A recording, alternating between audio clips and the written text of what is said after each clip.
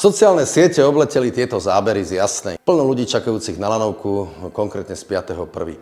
No, nie je to úplne pravda. Takto to v Jasnej nevyzeralo počas celých sviatkov. Bolo to konkrétne situácia z 5.1., kedy fúkal tak silný vietor, že sa musela väčšina časť strediska odstaviť a z 20 lanoviek fungovali akurát 2. Takže x ľudí, ktorí tu boli v stredisku, vytvorili takéto rady.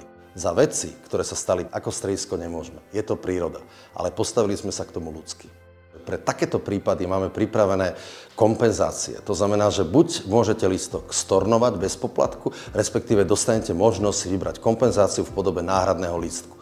Tieto kompenzácie sa týkali lyžiarov, ktorí prišli s jednodňovým skipasom.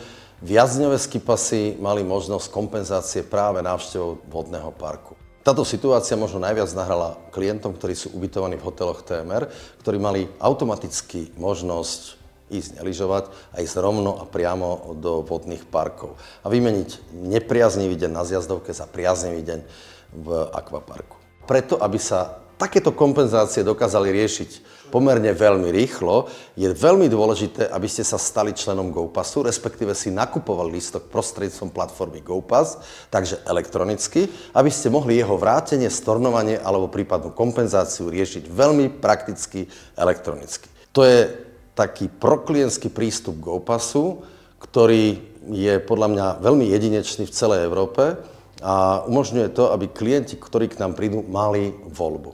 Mali voľbu, či budú lyžovať a súhlasiť s podmienkami, ktoré vzniknú, alebo si vyberú iné alternatívy, alebo si vrátia lístok. V tomto smere si myslím, že sme veľmi proklientskí a progresívni. GoPass ponúka ešte aj spôsob elektronickej komunikácie s nami. To znamená, že zakúpený lístok na ktorýkoľvek deň vopred je možné zrušiť a vrátiť peniaze naspäť do kreditu. Keď ešte v deň lyžovačky sa rozhodnete zrušiť, aj to je možné za nejaký poplatok 5 € a dostanete peniaze naspäť. A v prípade, že máte viacdňové lístky, tak samozrejme, že môžete ktorýkoľvek deň vymeniť za kúpanie v akvaparku, keď ten deň sa napríklad urobí takáto rada. V budúcnosti pripravujeme tento systém samozrejme, že rozšíriť a urobiť ho viac proklientsky, tak aby v ktoromkoľvek momente si mohol človek stornovať za symbolický poplatok svoj skipas, pokiaľ s danými podmienkami a situáciou v stredisku nesúhlasí, aby sa necítil oklamaný a podvedený ako klient. Pre nás je spokojnosť klienta veľmi dôležitá.